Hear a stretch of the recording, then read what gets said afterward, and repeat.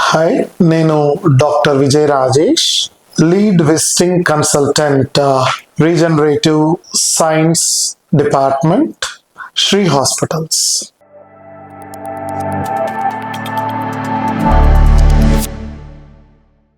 ఈరోజు మీ ముందుకు నేను ఈ యొక్క మూల కణాల గురించి, ఆ మూల కణాలు ఏ విధముగా కార్డియోమయోపతి అంటే గుండె పెరిగినటువంటి వ్యాధికి ఏ విధముగా ఇవి చికిత్స చేయటానికి ఉపయోగపడతాయో నేను మీకు వివరించదలుచుకున్నాను. ఇందులో డైలేటెడ్ కార్డియోమయోపతి అని ఉంటుంది, కంజెస్టివ్ హార్ట్ ఫెయిల్యూర్ అని కూడా అంటారు దీన్ని. వీరికి గుండె ఇజెక్షన్ ఫ్రాక్షన్ అనేది అంటారు. ఆ ఇజెక్షన్ ఫ్రాక్షన్ అనేది వీరికి చాలా తక్కువగా ఉంటది, ఊపిరితిత్తుల్లో నీరు చేరుతుంది.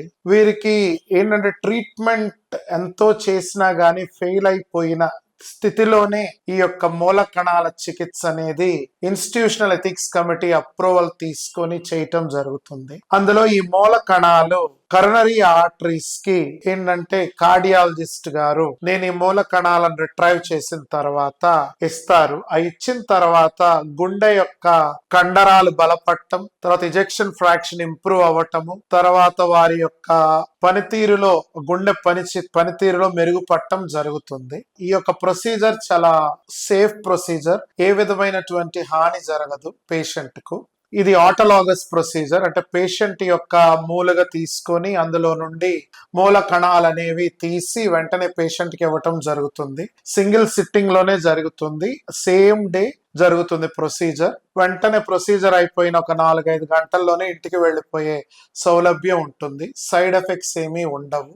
ఈ యొక్క స్టెమ్ సెల్స్ అనగా మూల కణాల చికిత్సను మీ యొక్క కార్డియాలజిస్ట్ గారు ట్రీట్మెంట్ అంతా ట్రై చేసి ఆ ట్రీట్మెంట్ ద్వారా సత్ఫలితాలు ఇవ్వకపోతేనే ఈ యొక్క మూలకణ చికిత్సకు వస్తారు. అప్పుడే రావాలి మూలకణ చికిత్సకి, తొందరపడకూడదు. ట్రీట్మెంట్ అంతా ఫెయిల్ అయిన తర్వాత ఈ మూలకణ చికిత్సకు వస్తే ఏంటంటే ఫలితం అనేది దక్కుతుంది.